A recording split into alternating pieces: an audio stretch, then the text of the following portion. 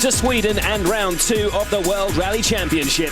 It's several degrees below zero. There's snow and ice all over the roads, and yet the cars travel in excess of 200 kilometers an hour, making this one of the most spectacular motorsport events of the year. Rally Sweden is special in so many ways. It's a rally that's been dominated by the Scandinavians. To you or I, these conditions are treacherous. But for these cars on those tyres, it means maximum attack. And the drivers just love it. Fast, flowing, nice conditions and good atmosphere.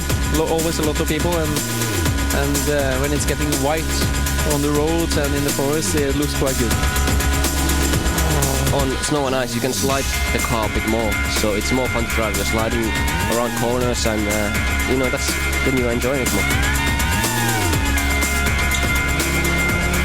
The speed and also the grip on the snow is amazing, and if there is snowbanks, you can push so hard and use them. At the moment, there's not big ones, but you can still have a lot of fun. Sebastian Loeb is the only non-Scandinavian to have won here ever. He's also just won the first rally of the season in the all-new Citroën C4. Everyone expected him to be quick on tarmac, but this will be the car's first true test on a loose surface. It's not so easy to make a car faster than the Xara. The Xara was on the limit of the regulations, and it's not so easy to go faster. We saw last year with the Ford that the Xara was still competitive, and now I'm happy with the C4. I don't know if it's faster as the Xara or not. We hope so, but it's not easy. Marcus Gronholm couldn't match the pace of the C4s in Monte Carlo and had to settle for third. But here he's the master, having won this event 4 times. He'll be looking to prove a point to his arch rival. How important is it for you to beat Sebastian here? It's important everywhere, not only here. If I want to win the championship, so. But always here, it's my rally. I feel that it's my rally and it's my favorite rally, so I would like to win. Gronholm's teammate Hirvonen is also aiming high in Sweden. Definitely on the podium. That's the least I'm going to go for, and hopefully even challenge Marcus and Sebastian. Petter Solberg is another Scandinavian to have won here before, but that was back in 2005. In fact, wins have been a long time coming for the Norwegian. He struggled with his new BF Goodrich tyres in Monte Carlo, but his hopes are high here in Sweden. So, after round 1, Loeb and Danny Sordo lead the way, with Gronholm in third, looking to close the gap on the Frenchman. Solberg is currently 6th.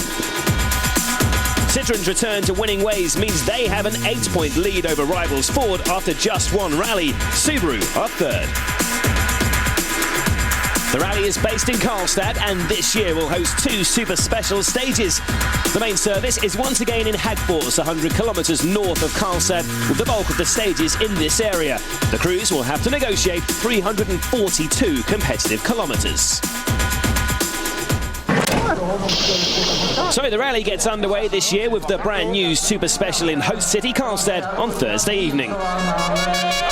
So the first taste of action on snow for 2007, and at just under 2 kilometers, it's a preview of what lies ahead for the enthusiastic Scandinavian spectators. And we have a surprise early leader. Tony Gardemeister reminds the rally world of his capabilities by setting the pace around the tight confines of the Super Special.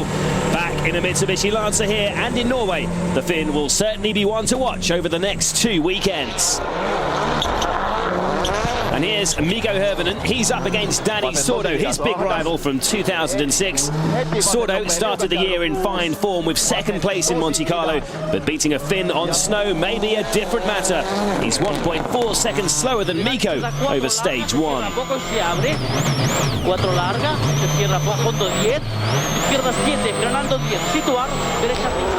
And talking of rivalries, what a gripping display Daniel Carlson and Gigi Gali put on in Sweden last year. They were locked in a battle for third all weekend, with Carlson eventually coming out on top. Gali's 3 seconds off the pace set by Gardemeister here. Daniel is another 4.4 seconds slower than Gigi. It's sibling rivalry next, the Solberg brothers going head-to-head.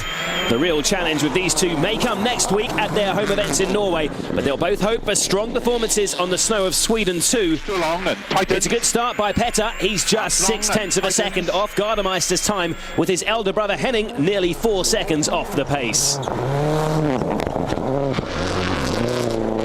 And while we're on the subject of classic duels, what about these two for a lineup? Sebastian Loeb and Marcus Grönholm. Oh, but that's not the getaway that the world champion was expecting. Very unlike Seb to stall on the start line. He got going eventually, but that's valuable seconds dropped already. No such delays for Ford's number one, though. Gardemeister then is the man to beat so far. Grönholm and Loeb are making their way through the last few bends now. Unsurprisingly, it's the Finn who's ahead. And here comes his time. Well, that's slower than his compatriot Gardemeister, but only by half a second. And just look how far back Loeb is. 7.6 seconds down on Grönholm already. So after the first stage, Gardemeister is the surprise leader, Grönholm second and Petter Solberg third. But what a disastrous start for Sebastian Loeb. He doesn't even appear and is down in 20th. The rally proper starts with stage 2. Stay with us to see if Sebastian Loeb can claw his way back into contention. Back to the Swedish rally. There's been a fresh snowfall overnight, so a challenging 22 kilometres ahead for the first forest stage. Gardemeister is the surprise leader after last night's super special. First up, though, this morning, it's Monte Carlo winner Sebastian Loeb. He starts today in a lowly 20th place, but no repeat of that costly stall that gave him such a sluggish start yesterday. And now a first real look at the Citroën C4 in action on snow. The new car certainly proved its pace on tarmac at the opening round. The team have freely admitted they're unsure how competitive the car will be on loose surfaces. Well, Loeb's teammate Danny Sordo got his first experience of driving on snow last year, finishing 16th. So his lack of experience may count against him this weekend.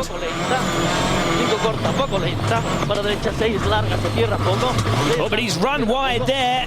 Plenty of snowbanks around this year, which can be used to lean on and keep the car on the road. But they can also block radiators if hit head-on, and that's just what Danny did there. He's ground to a halt and is stuck fast in that snowbank. This will cost a lot of time. Danny is understandably frustrated. Four-time Sweden winner Marcus Grönholm, meanwhile, waits his turn back on the start line. The spike tyres biting immediately into the ice, providing instant grip. It's often said that these narrow winter tyres can actually provide more grip than found on gravel events despite the icy surface. And Marcus knows better than most how to get the best of them. A fantastic taste of the speeds reached from the onboard camera here.